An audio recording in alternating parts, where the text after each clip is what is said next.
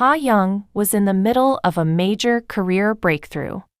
With Our Sticky Love, her performance was gaining attention, and new fans were discovering her in Korea and overseas. But then, almost overnight, the situation in Korea changed. Advertising videos featuring Ha-young were made private, and a scheduled interview for Sticky Love was cancelled as the controversy grew. So, what happened? The controversy centers on Ha-young's great-grandfather, Ahn Sang-ho. Historical records show that, in 1916, he was listed as a council member of the Daejeong Friendship Association. Korean historical sources identify this organization as a pro-Japanese group during Japan's colonial rule of Korea.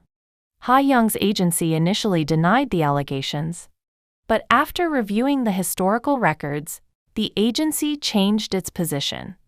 It acknowledged that the record exists and apologized for responding before fully verifying the facts. The agency also explained that Ha-young had mentioned her great-grandfather while answering questions about her family's four-generation history in medicine. It says, Ha-young now feels deeply troubled by the controversy. If you are an international fan of Ha-young, you may be wondering something. This happened long before Ha-young was born. So, why has the reaction in Korea been so strong? That is an understandable question. But this controversy is not simply about blaming someone for what an ancestor did.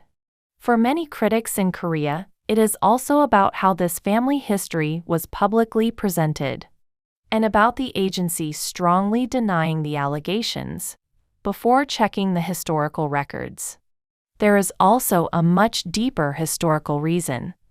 Japan ruled Korea as a colony from 1910 to 1945.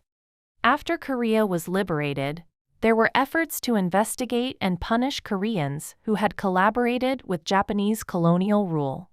But those efforts were never fully completed. For many Koreans, that left a lasting sense of unresolved historical injustice.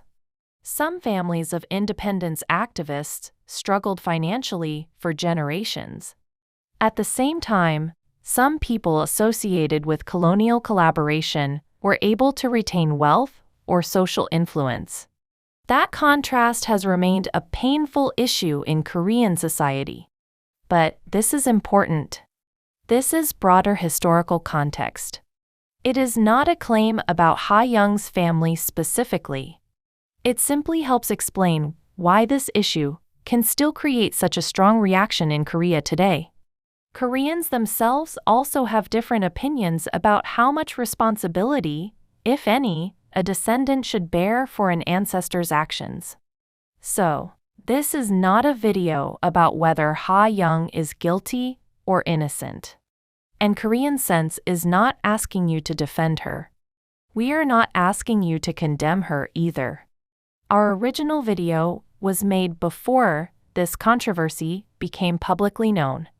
We did not know this information when we made it.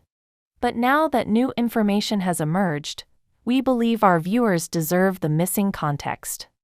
Our goal is to explain what has been confirmed, why this issue matters so deeply in Korea, and why the reaction is about more than something that happened over a century ago.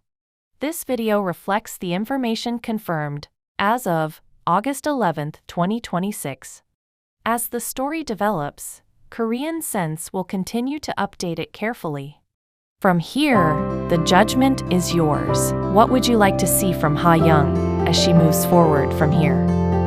How can she do that while respecting the historical concerns in Korea? Let me know what you think.